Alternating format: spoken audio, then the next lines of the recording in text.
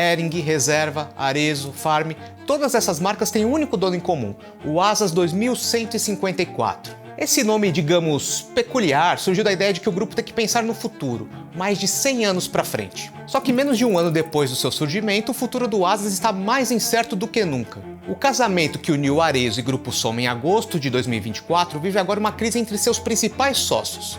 As diferenças entre o Alexandre Birman, da Arezzo, e o Roberto Jatahy, do Soma, escalou a ponto deles estarem discutindo até um divórcio. Por trás do impasse está o futuro do maior grupo de moda da América Latina, que tem mais de 20 marcas e que fatura quase 15 bilhões de reais por ano. O que está acontecendo no ASAS e quem são os personagens é o tema deste Spotlight. Mas antes, se inscreve aqui no Invest News.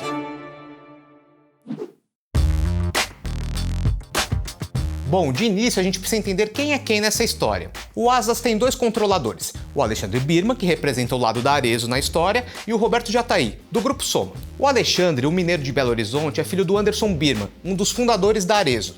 Em 2013, 2 anos após o IPO da empresa, o Alexandre assumiu o comando do grupo e liderou a expansão da Arezzo, sendo a aquisição da Reserva, em 2020, um dos maiores negócios da empresa. Do outro lado, o carioca Roberto Jatahy, que fundou na década de 90 a Animale, em parceria com a irmã dele, a Cláudia. Em 2010 surgiu o Grupo Soma, que uniu a Animale com a Farm. Dali em diante, o Soma também cresceu em ritmo acelerado, chegando a pagar mais de 5 bilhões de reais pela Hering em 2021. E uma coisa que o Birman e o Jatahy têm em comum é de serem bem agressivos nos negócios. Afinal, ninguém cria empresa desse tamanho sendo cauteloso. Esse traço de personalidade foi um trunfo para os dois se consolidarem como empresários ao longo da vida. Só que agora isso está sendo um problema para os planos do ASAS. Afinal, como dois executivos acostumados a darem a palavra final vão conseguir coexistir na mesma empresa? Bom, para acomodar todos os interesses, a saída foi dividir os papéis. O Alexandre Birman, da Arezzo, ficou como CEO do grupo ASAS. E o Roberto Jatahy, que era o chefão do Soma, ficou como responsável pela área de vestuário feminino, que é uma especialidade dele e a segunda maior unidade de negócios do grupo. Além disso, as famílias Birman e Jatahy firmaram um acordo de acionistas que prevê consenso nas principais decisões do grupo. Também determina que nenhum dos lados poderá vender todas as ações por até 10 anos. A ideia foi de amarrar um casamento forte para mostrar para o mercado que a disposição deles é fazer um dos maiores grupos de moda do mundo.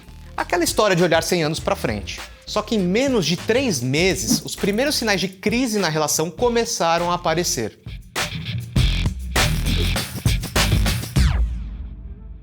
E não demorou muito para o primeiro padrinho do casamento entre Soma e Arezzo desembarcar. E foi justamente o profissional contratado para tocar as integrações das empresas, o Paulo Kurglensky, um executivo que comandou a Vivara por quase 5 anos. O Paulo, que chegou um pouco antes do início das atividades do ASAS, não ficou nem 6 meses no grupo. Na época, o mercado estranhou a passagem relâmpago. Oficialmente, a empresa disse que a saída dele já estava nos planos. Só que nos bastidores, a conversa é de que o Paulo e o Birman tiveram desentendimentos logo nas primeiras semanas de trabalho. Seja como for, essa não foi a única saída importante do grupo. O Rony Messler, fundador da Reserva e responsável pelos negócios de moda masculina do ASAS, decidiu não renovar seu contrato e saiu no fim de 2024. Já nos primeiros meses deste ano foi a vez dos diretores de marketing, de operações e de recursos humanos saírem do grupo. De novo, o discurso do ASAS é de que os movimentos foram naturais. E tudo isso vem acontecendo em um momento em que o grupo já começa a ser cobrado pelo mercado sobre desempenho. Isso porque quando Arezzo e Soma anunciaram um casamento, a expectativa era de que o negócio poderia gerar ganhos de 4 bilhões e meio de reais. Isso considerando os cortes de gastos e ganhos de eficiência. É aquela coisa, mais dinheiro sobrando, mais retorno para o acionista. E os investidores querem ver esses ganhos aparecendo nos resultados do grupo. Só que hoje a dúvida ficou ainda maior. Será que o ASAS vai continuar a existir?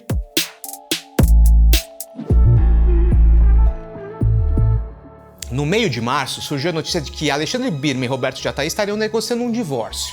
A notícia pegou o mercado de surpresa. Todo mundo sabe que o casamento não ia muito bem, mas não a ponto de chegar a uma separação total de bens.